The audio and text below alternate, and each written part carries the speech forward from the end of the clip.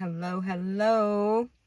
Have you ever been called a name that cuts you straight to your core? For me, these names come in different forms, but they all kind of mean the same thing. And they are bitch, pisser, and crisp. Beautiful souls, my name is Lisa. We are on day 20 of Shame Stories, and today I'm talking about when the people who you love the most are reacting to something that's going on inside of them and take it out on you. And that's where these names really cut the hardest, right? So I've always been like super curious. I want to know like all the different ways that something can work. I want to actually understand what's going on. The first time I remember like friction with this personality type is back in church, and I was questioning all kinds of things with religion because they didn't make sense to me. And although the church didn't call me names, they shunned me in other ways, but like I could tell it wasn't appreciated. And then going through life, whenever I was a teenager, my mom called me a bitch, and normally when she did, she was drunk. And I took it like so to heart. Like I didn't realize that it was her dealing with whatever she was dealing with. And, maybe I was questioning things, or I don't know. But either which way, it cut me straight to my heart. And it really, like, whenever I looked at my agreeableness and my people-pleasing tendencies, it all kind of goes back to that. Like, I don't want to be perceived as a bitch. I don't want to be perceived as a pisser. But at the same time, it's like whenever I see things, I want to call them out, right?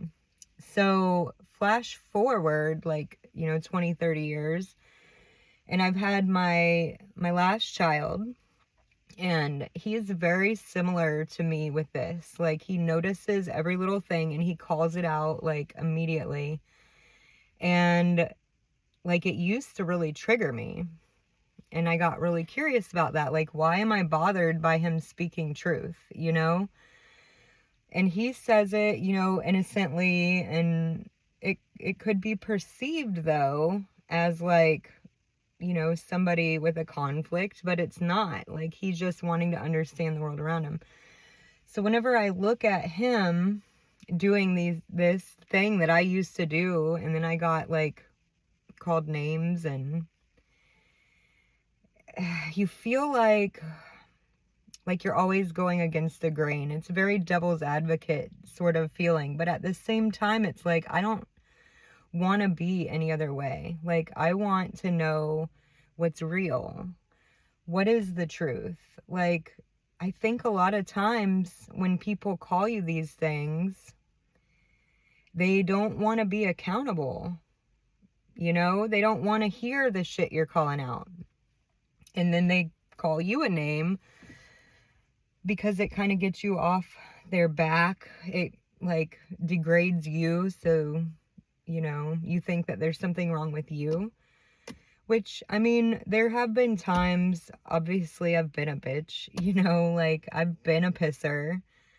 I've done things with, the wrong energy, but it's because of a bunch of unprocessed stuff, right?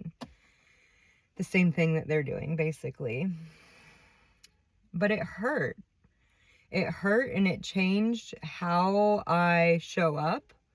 Like, I stopped calling things out unless it's like super necessary, but like, how many times have I stopped myself from maybe like letting somebody be accountable and like letting it slide just because I don't want to be perceived as a bitch, you know? Another really funny thing too is like the same time period that I was really affected by my mom,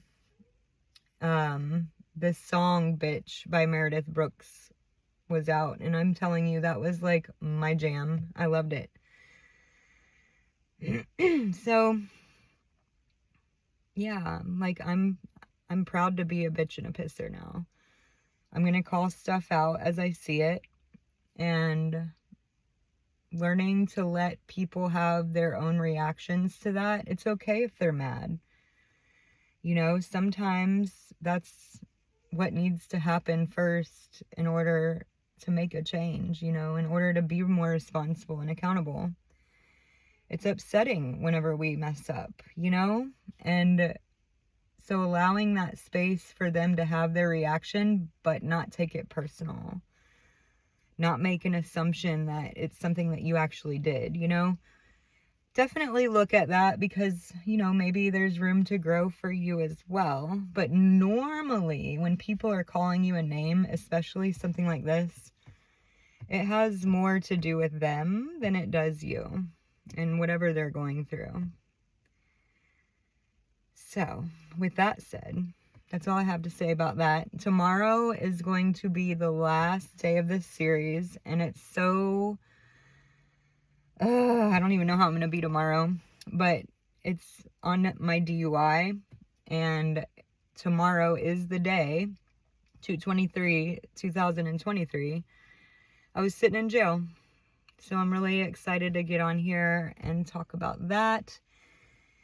And then after that, I think I'm going to let you guys know how this is all going, because it's really been wild. Oh my gosh. I highly recommend, like, speaking your shame out.